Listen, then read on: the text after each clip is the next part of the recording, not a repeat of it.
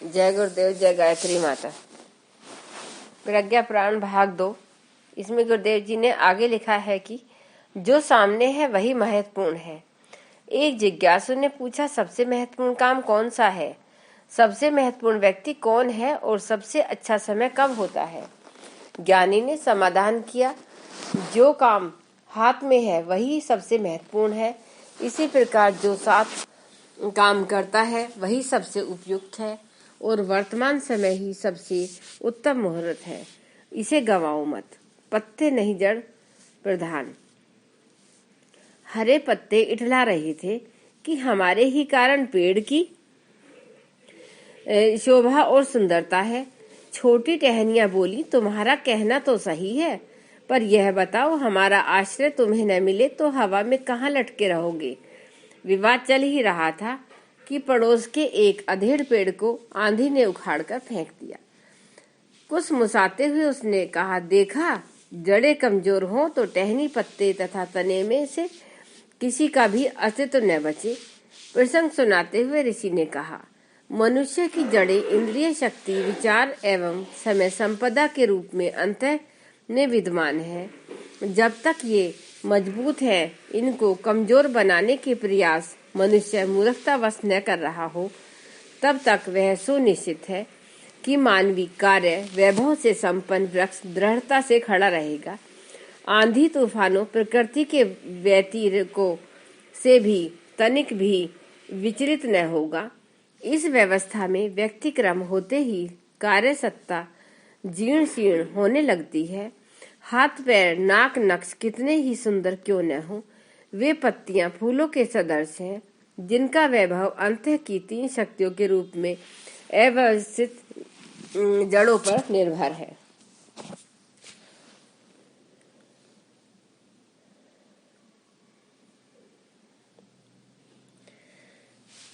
आगे गुरुदेव जी ने लिखा है, जीव और जनेंद्रिय का चटोरापन अपनाकर लोग अपना पेट तथा मस्तिष्क खराब करते हैं और शारीरिक मानसिक रोगों से ग्रसित होते हैं। समय को आलस्य प्रमाद में बिताने वाले दरिद्री और पिछड़ेपन से ग्रस्त बने रहते हैं। उनके शरीर और मन को जंग खा जाती है तथा वे जराग्रस्त की तरह अशक्त हो जाते हैं। समय भी ईश्वर प्रदत्त संपदा है। श्रम में उसे नियोजित रखकर ही हर प्रकार की योग्यताएं तथा संपदाएं अर्जित की जा सकती हैं। जितना समय श्रम पूर्वक श्रेष्ठ पुरुषार्थ में व्यतीत हुआ है, उतना ही जीवन जिया मानना चाहिए। इंद्रिय शक्ति के सदुपयोग के सूत्र यहाँ ऋषि ने स्पष्ट किए हैं। एक है इंद्रिय शक्ति को वैष्णव में बर्बाद न होने देना, दूसरा है उपयोगी श्रम में इन्हें लगाना। जितने समय इंद्रियों को श्रम में लगाया जाएगा, उतनी ही योग्यता और संपन्नता बढ़ेगी। यह सत्य स्वीकार करने वाले खिलाड़ी लंबे समय तक अभ्यास का श्रम करते हैं। शिल्पी और व्यापारी लंबे समय तक अपने अपने श्रम में लगाते हैं। कलाकार और संगीत साधक भी लंबी अवधि तक अपनी कला निखारने के श्रम में करते हैं। इसी आधार पर संपन्नता और योग्यता पाते हैं। इसलिए कहा है, जितना समय इस प्रकार श्रम और पुरुषार्थ में लगा, उतना ही जीवन जिया समझा जाना चाहिए। स्वाद ने तप चाट लिया। एक तपस्वी थे, वन में रहकर घोर तप करने लगे। इंद्र घबराया, इतना कठोर तप करने वाला इंद्रासन की हकदार बन सकता है। ऐसा उपाय करना चाहिए कि तपस्वी का व्रत खंडित हो। इंद्र ने फुसलाने के लिए अप्सराएं भेजी, डराने को राक्षस भेजे, पर तपस्वी ज्यों के त्यों रहे। वे जरा भी डगमगाए नहीं। अब की इंद्र को दूसरी सूझी। वे भक्त का रूप धारण कर पकवान मिष्ठान लेकर पहुंचने लगे। तपस्वी ने पहले तो उपेक्षा दिखाई, पीछे उनकी जीभ चटोरी हो गई। रोज उस भक्त की प्रतीक्षा करने लगे। एक दिन वन परी अपने घर 56 भोग पकवान खिलाने का निमंत्रण देने आई। उसे खाकर तपस्वी बहुत प्रसन्न हुए। परी ने कहा, आप मेरे घर ही निवास करें, इससे भी बढ़कर भोजन कराया करूंगी। तपस्वी सहमत हो गए। रोज रोज पकवान खाते थे। परी पर मुग्ध हो गए और उसके साथ गांधर्व विवाह करने पर सहमत हो गए। तब भ्रष्ट हुआ इंद्र बहुत प्रसन्न हुए, बोले अन्य रस छोड़े जा सकते हैं, पर स्वाद बड़ों बड़ों की साधना चट कर जाता है।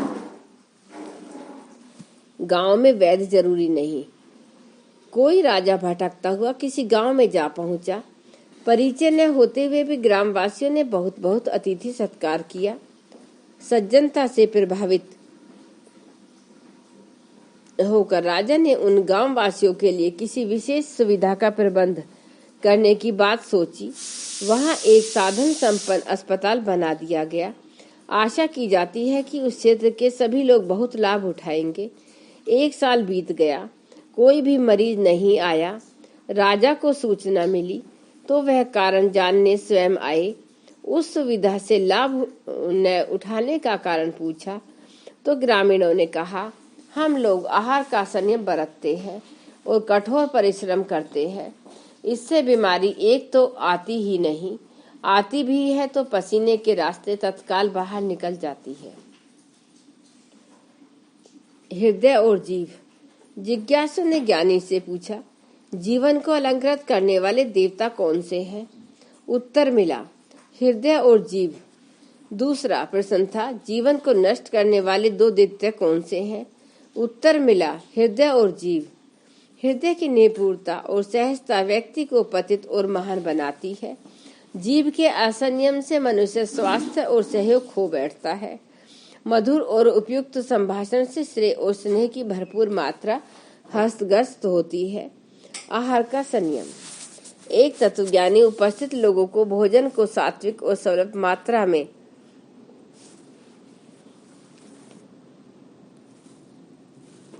सुनने वालों ने इसमें शंका की और ऐसे पहलवान का नाम बताया जो राजसिक भोजन बड़ी मात्रा में करता है। उसकी कुश्ती पछाड़ने में ख्याति भी बहुत थी।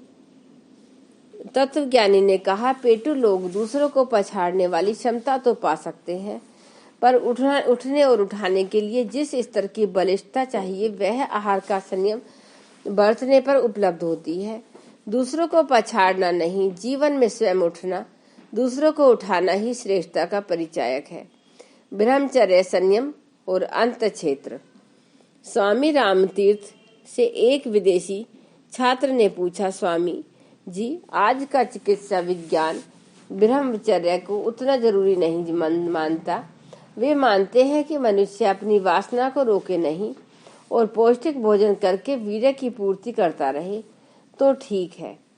स्वामी जी ने समझाया, बेटे, पौष्टिक भोजन वीर्य पैदा करता रह सकता है, यह एक सीमा तक ठीक है। जैसे पानी आग पर चढ़ाने से भाप बनती रहती है, परंतु यदि भाप से इंजन चलाना है तो उसे एक निश्चित दबाव तक रोकना पड़ता है। उसके बिना चाहे जितनी भाप बनाई जाए, इंजन चलेगा नहीं। उच्च आंतरिक शक्तियों के उभार के लिए ऊंचे दबाव, ऊंचे संयम से ही पैदा होते हैं। वासना का वेग न रोके, यह ठीक है, पर साधक विचार परिष्कार द्वारा वासना उभरने ही नहीं देता, इसलिए सच उच्च संयम साध लेता है। ब्रह्मचर्य की महत्ता इसी कारण है। जंग लगा मनुष्य। भगवान बुद्ध के पास श्रेष्ठी पुत्र सुमंत और श्रमिक पुत्र तरुण ने एक साथ प्रज्ञा ली। दोनों भावना पूर्वक संध्याराम के निर्देशों का पालन करने लगे। कुछ माह बाद प्रगति सूचना देते समय प्रधान भिक्षु ने बतलाया, सुमंत तरुण की अपेक्षा स्वस्थ और अध्ययन की दृष्टि से अधिक आगे है। भावना भी उसकी कम नहीं है, परंतु कार्यों की उपलब्धियां तरुण की सुमंत से श्रेष्ठ रहती हैं। यह कारण समझ में नहीं आता। तथागत बोले, सुमंत अभी जंग लगा पुर्जा है, जंग छूटने में समय लगेगा। प्रधान भिक्षु प्रसन्नवाचक दृष्टि से देखते रह गए। भगवान ने स्पष्ट किया, उसका लंबा जीवन आलस्य प्रमाद में बीता है। इससे मनुष्य जंग लगे औजार जैसा हो जाता है। तरुण ऐसा औजार है जिसमें जंग नहीं है, इसलिए तुरंत फल पा रहा है। सुमंत की पर्याप्त साधना जंग छुड़ाने में लग जाएगी, तब वह ठीक प्रकार से प्रयुक्त हो सकेगा। दलदल में न फंसने की नसीहत। अरस्तु अपने शिष्य सिकंदर को विश्व विजयी बनाना चाहते थे। इसके लिए आवश्यकता थी कि वह पराक्रमी कामुक न हो। सिकंदर का उठती उम्र में ही एक वैश्या के यहाँ आना जाना चल पड़ा था। अरस्तु ऐसा उपाय सोच रहे थे कि सिकंदर स्वयं ही उस मार्ग से हटे जहाँ मन लिप्त हो रहा हो। वहाँ नसीहतें भी काम नहीं देती। क्रमशः उसकी इंद्रिय शक्ति नष्ट होने लगी। भावी प्रतिभा को जंग लगने लगी। पानी सिर से ऊपर निकलते देख अरस्तु ने एक तरकीब सोची। उस वैश्या से उन्होंने प्रेरणा निवेदन किया। उसने शर्त रखी कि 4 घंटे आपको घोड़ा बनना पड़ेगा, उतनी देर तक मैं आप पर सवारी करूंगी। वे सहमत हो गए। वैश्या यह दिखाकर सिकंदर का मन गुरु से हटाना चाहती थी। अरस्तु नियत समय पर पहुंचे और घोड़ा बनकर वैश्या को पीठ पर लादकर उसके आंगन में फिरने लगे।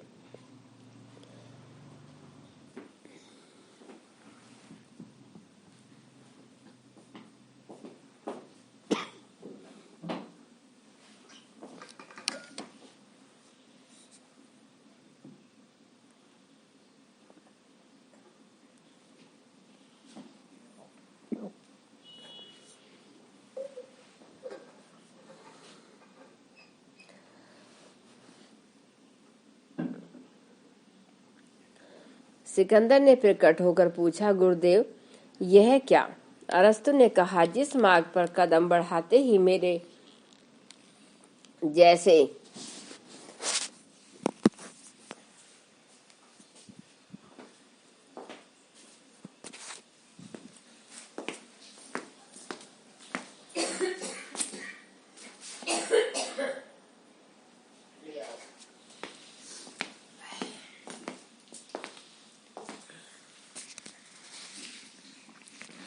सिकंदर ने प्रकट होकर पूछा, गुरुदेव यह क्या? अरस्तु ने कहा, जिस मार्ग पर कदम बढ़ाते ही मेरे जैसे ज्ञानवानों की यह दुर्गति हो रही है, मूर्ख, उस दलदल में फंसने पर तेरा तो निकलना ही असंभव हो जाएगा। सिकंदर ने वस्तु स्थिति समझी और पतन की ओर जाने वाला रास्ता बदल दिया। इसी नसीहत ने उन्हें सिकंदर महान बनाया।